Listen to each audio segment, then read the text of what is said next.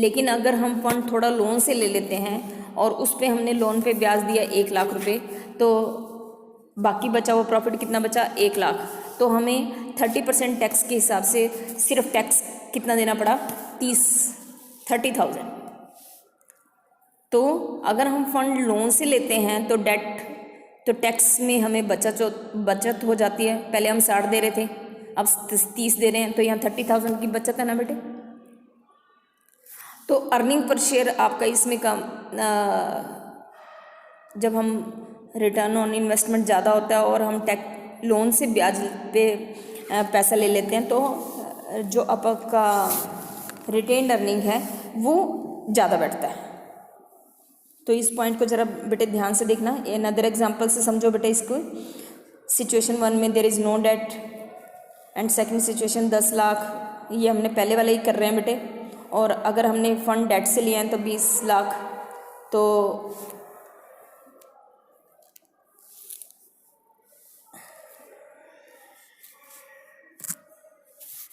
ये देखो बेटे एग्जांपल सी बेटे,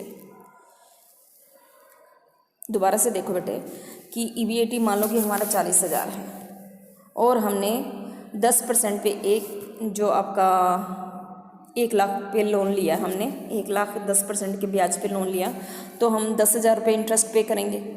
तब हमारा इंटरेस्ट के बाद प्रॉफिट कितना बचेगा, 30,000। और 30,000 पे मान लो हमें 30% टैक्स पे करना है, तो इस सिचुएशन में हमें टैक्स कितना पे करना पड़ेगा, 30,000 का 30%, दैट इज़ 9,000। लेकिन अगर ये फंड हम डेट से लेके इक्विटी से लिए होते तब क्या होता, तब हमें जो इंटरेस्ट है वो पे नहीं करना पड़ता। लोन से तो लिए नहीं पैसा, सारा इक्विटी से लिया है, तो हमें 40,000 का 30% टैक्स देना पड़ता, दैट इज़ 12,000। देखो बेटे अगर लोन से पैसा ले रहे हैं तो हमें टैक्स कितना पे करना पड़े, 9,000। और अगर हम लोन से ब्याज ना लेके डिविडेंड प्रेफरेंस शेयर से पैसा ले लेते हैं या इक्विटी शेयर से पैसा ले लेते हैं, तो उस केस में हमें टैक्स कितना पे करना पड़ेगा, 12,000। तो एक्चुअली जो हमने फर्स्ट सिचुएशन में जब हमने 1 लाख का लोन लिया है, एक्चुअली इसकी कॉस्ट कितनी बैठ रही है कि हमें ये टोटल 10,000 है और इस पे हमें डिडक्शन कितनी मिल गई, 3,000 की हमारी बचत हो गई। तो एक्चुअली जो ये हमारा डिबेंचर पे इंटरेस्ट है वो कितना बैठ रहा है, 7,000। तो ये 7% बैठ रहा है। तो अगर हम जो टैक्स रेट है, टैक्स रेट महंगे हैं, तो फंड कहाँ से लेना अच्छा होता है, मोर डेट इज यूज। क्योंकि why, because debt is tax deductible source of finance.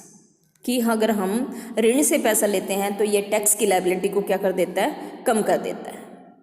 ठीक है बेटे। Next point is return on investment.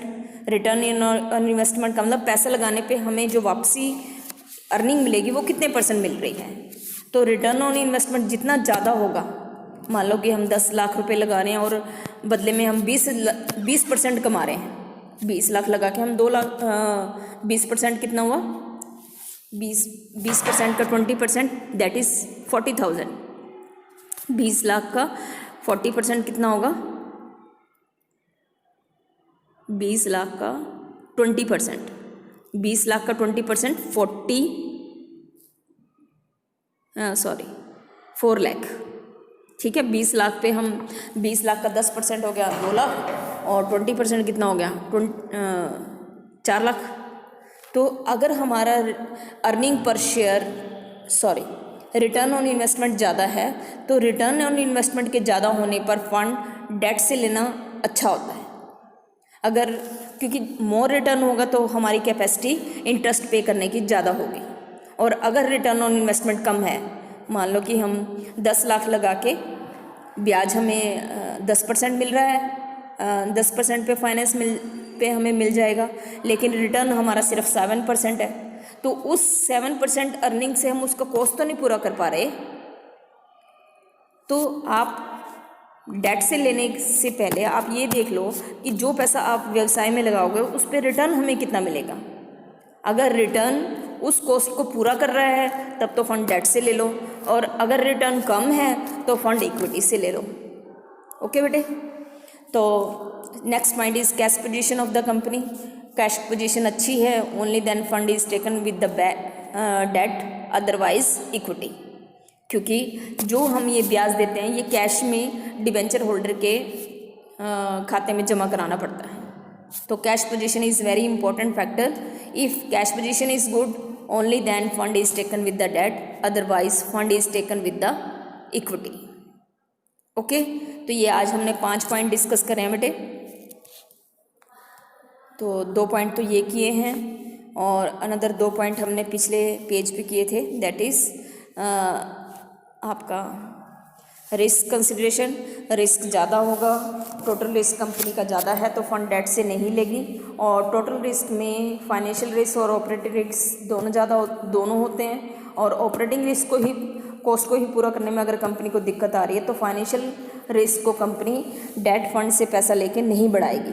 तो फंड कहाँ से लिए जाएंगे? इक्विटी से लिए जाएंगे। तो risk consideration is important factor.